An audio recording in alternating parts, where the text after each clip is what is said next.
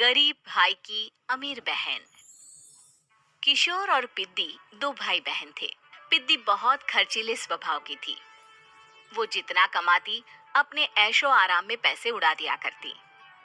लेकिन किशोर समझदार था, घर को साथ लेकर चलना जानता था। अपनी बहन के जितना कमाता तो नहीं था, लेकिन फिर भी वो किसी तरह घर का खर्च चला लेता था। एक दिन पिद्दी किशोर से कहती है, किशोर, तुम थोड़ा ज्यादा क्यों नहीं कमाते? मेरे दोस्त रोज मेरा मजाक उड़ाते हैं। अरे बहन, मैं कोशिश तो कर रहा हूँ। अच्छा सुनो, अगले महीने रक्षाबंधन है। मुझे सोने का हार चाहिए, इससे कम कुछ भी ना लूंगी। अरे दिला दूंगा बहन। किशोर को पूरी रात नींद नहीं आती। उसके दिमाग में बस ये चल रहा था कि उसकी माली हालत इतनी बिगड़ चुकी है, अब वो सोने का हार कहाँ से लाएगा। अगले दिन किशोर सुबह सुबह घर से ये बोलकर निकल गया कि पिद्दी, मैं गांव से बाहर जा रहा हूँ, कुछ दिन घर नहीं आऊंगा। किशोर ने अपने काम के साथ साथ फेरी में कपड़े बेचने भी शुरू कर दिए, जिससे वो ज्यादा से ज्यादा पैसे कमा सके। रात में वो एक बिल्डिंग की चौकीदारी भी करने लगा। अपने काम से थोड़ा बहुत समय निकालकर बस कुछ घंटे की नींद ले पाता था। और कब वो कुछ दिन एक महीने में बदल गए और रक्षाबंधन भी आ गया, पता ही नहीं चला। लेकिन किशोर अभी तक घर वापस नहीं लौटा। जहां वो काम करता था, पिद्दी के नाम का गुल्लक रखा हुआ था। किशोर ने उस गुल्लक को फोड़ा और सारे पैसे इकट्ठा करके एक सोने का हार खरीद लिया।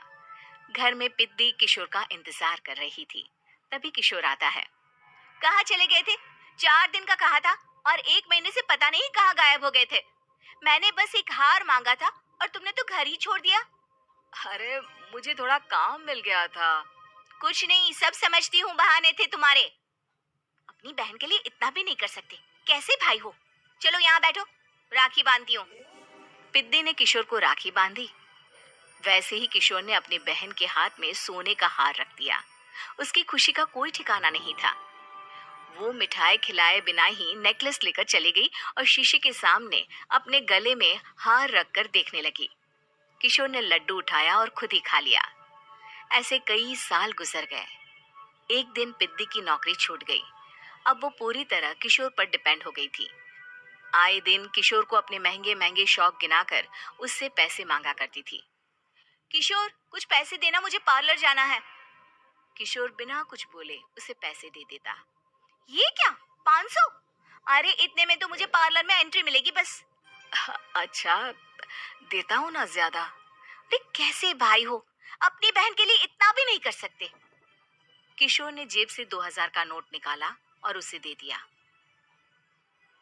किशोर गरीबी में रह लेता था, लेकिन अपनी बहन को कभी कोई कमी नहीं होने देता था।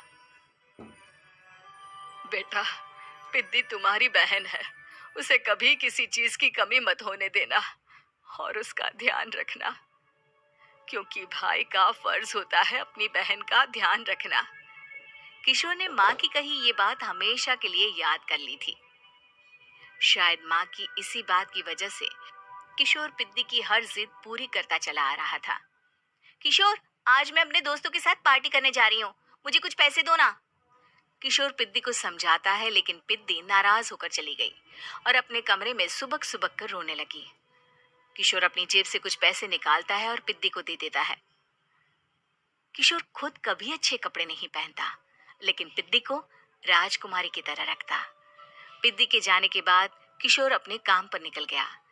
एक तरफ पिद्दी अपने दोस्तों के साथ मस्ती कर रही थी, तो वहीं दूसरी तरफ किशोर पैसे कमाने के लिए कड़ी मेहनत कर रहा था।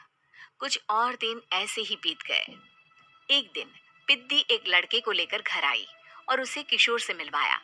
किशोर, मुझे इस लड़के से शादी करनी है, लेकिन इनके मम्मी पापा बोल रहे हैं कि उनको दहेज में एक कार चाहिए, तभी वो मेरा और पंकज का रिश्ता कबूल करेंगे। लेकिन बहन, कार खरीदना कोई सब्जी खरीदने के बराबर तो नहीं है। अरे कैसे भाई हो तुम, अपनी बहन के लिए इतना नहीं कर सकते? देखो, मैं ज्यादा इंतजार नहीं कर सकती, तुम्हें 1 साल में मेरे लिए कार खरीदनी ही होगी। अच्छा पंकज, एक काम करो, कल तुम अपने माता पिता को घर बुला लो, मैं उनसे तुम्हारे और पिद्दी के रिश्ते की बात कर लेता हूँ। अगले दिन किशोर के छोटे से घर में पंकज और उसके माता पिता आते हैं। बेटा, तुम्हारी बहन ने हमारी शर्त तो बता ही दी होगी। जी। बेटा, तुम तो इतने छोटे घर में रहते हो, दहेज कहाँ से लाओगे? मैं अपनी बहन की खुशी के लिए सब कुछ कर सकता हूँ। पंकज और पिद्दी का रिश्ता तय हो जाता है। किशोर अब अपनी क्षमता से 4 गुना ज्यादा काम करने लगता है। सुबह सबके घरों में न्यूज़पेपर फेंकता, दिन में मजदूरी करता और रात में चौकीदारी करता। खूब मेहनत करके किशोर ने अपनी बहन की शादी के लिए पैसे जुटा लिए।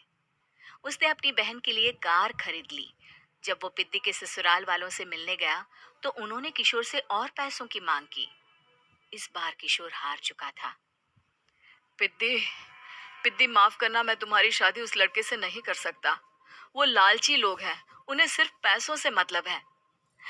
देखो किशोर, मैं पंकज से ही शादी करूंगी। क्योंकि पिद्दी ने तो किशोर की बात न मानने की जैसे कसम खा रखी थी। किशोर ने पंकज को घर बुलाया। पंकज, तुम अपने माता पिता को समझाते क्यों नहीं हो? भैया, वो हमारी शादी के लिए मान गए। मेरे लिए तो यही बहुत बड़ी बात है। हम एक काम कर सकते हैं, दहेज की रकम में से कुछ पैसे मैं आपको दे देता हूँ। अरे लेकिन समाज वाले क्या कहेंगे? अरे जब दुनिया को पता चलेगा तब ना। अच्छा, कुछ पैसे मैं अपने मालिक से कर्ज में ले लेता हूँ। कुछ पैसे पंकज देता है, कुछ वो कर्जा लेता है और अपनी उम्र भर की कमाई वो अपनी बहन की शादी में लगा देता है। आखिर में पंकज और पिद्दी की शादी हो जाती है। पिद्दी की विदाई के बाद किशोर बिल्कुल अकेला पड़ जाता है। अब उसका कमाने में भी मन नहीं लगता।